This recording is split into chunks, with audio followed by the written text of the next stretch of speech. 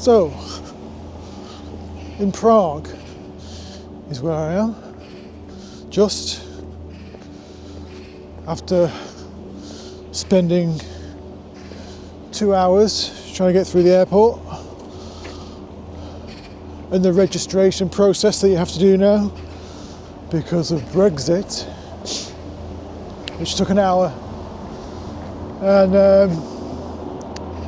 then there was the passport control, which took another hour. So it's like nearly 1 o'clock now, and there's not much daylight left, so I need to crack on.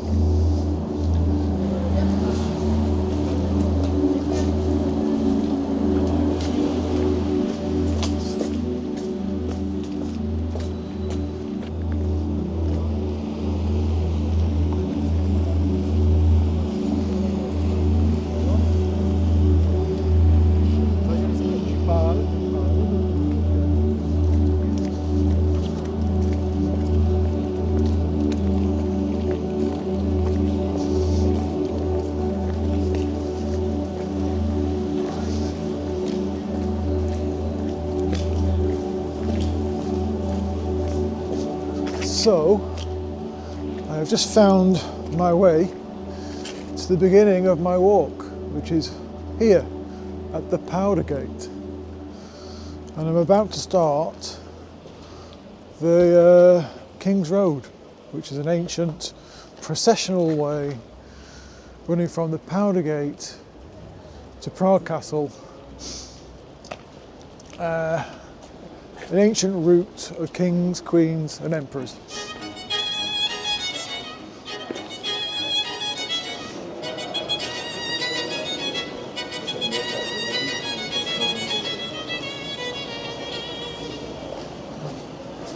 Prague rose to prominence as the capital of the Kingdom of Bohemia and the residence of its many kings.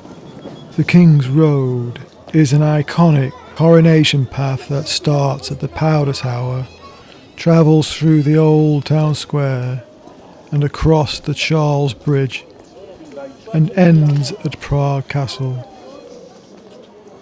Today it serves as the most famous tourist route in the city, guiding visitors past major historical sites and architecture through the city's centre.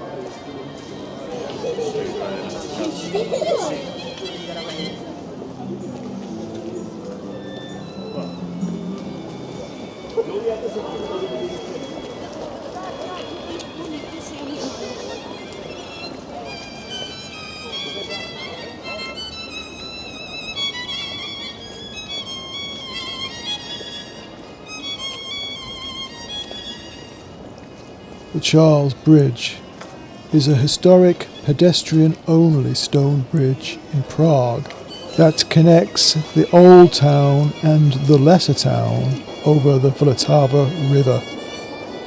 Constructed between 1357 and 1402, it is decorated with many statues and offers iconic views of Prague Castle. It was the only bridge crossing the Vltava in the city until 1841 and is now a major tourist attraction, best enjoyed early in the morning or at night to avoid the crowds.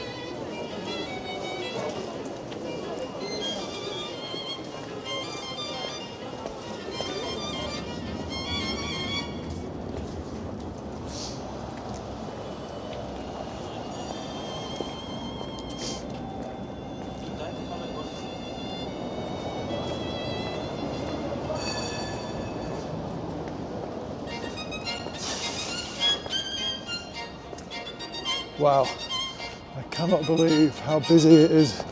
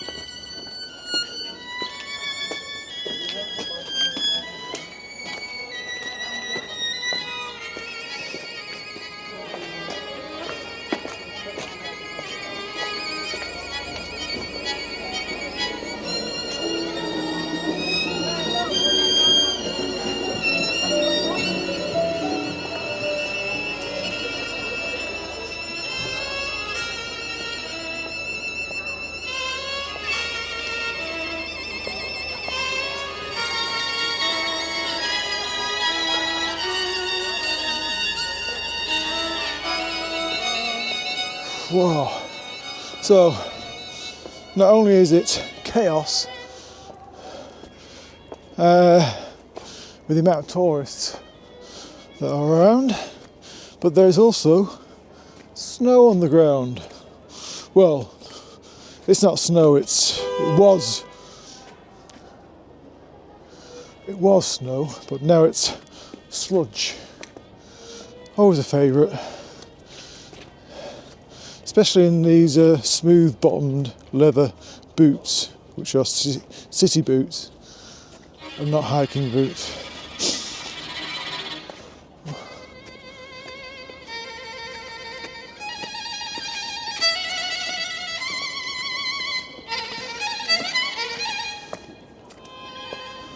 Wow.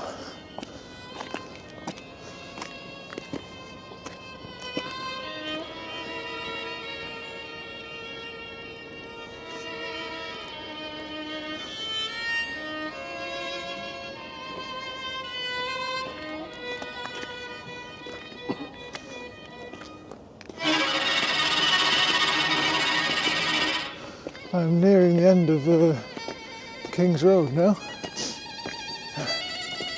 Just up here.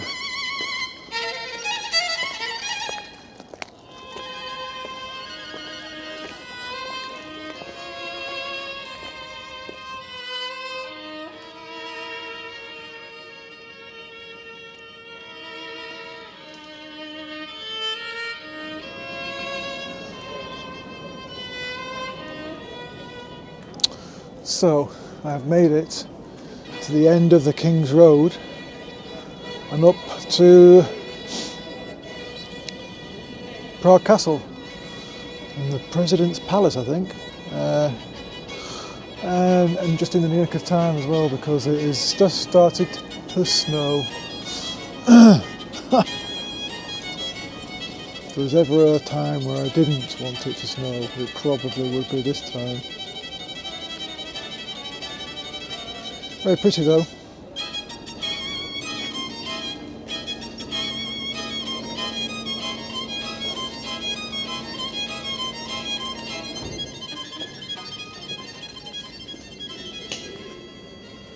I mean, I'm not going to sugarcoat it.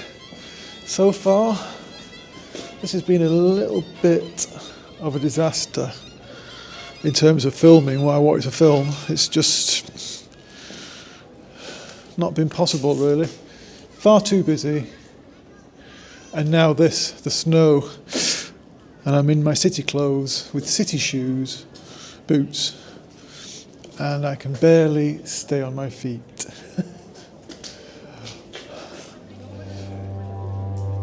It is beautiful though. So I'm just going to have to adjust what I'm doing, I think. Improvise.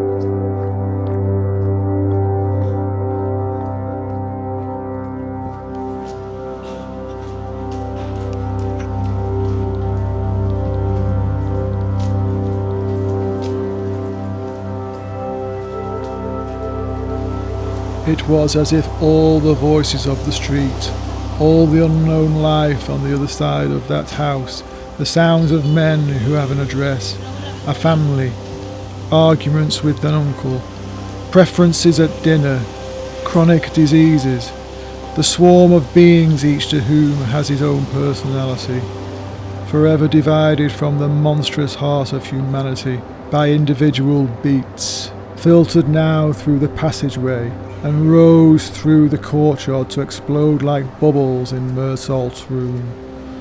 Discovering how porous he was, how attentive to each sign the world made, Mersault recognised the deep flaw that opened his being to life. He lit another cigarette and hurriedly dressed. As he buttoned his jacket, the smoke stung his eyes. He turned back to the sink, put cold water on his eyes and decided to comb his hair. But his comb had vanished. He was unable to smooth the sleep-rumpled curls with his fingers. He went downstairs as he was, his hair sticking up behind and hanging down his forehead. He felt diminished even further. Once out in the street, he walked around the hotel to reach a little passageway he had noticed.